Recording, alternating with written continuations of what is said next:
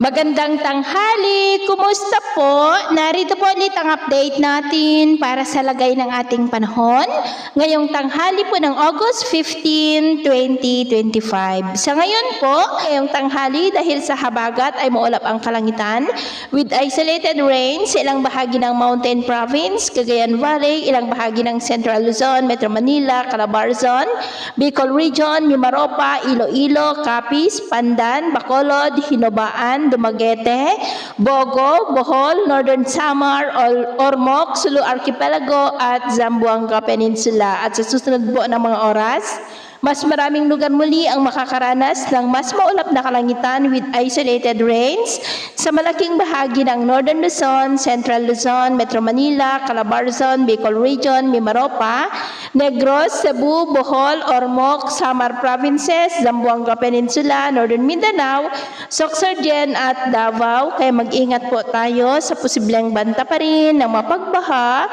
at pagguho ng lupa.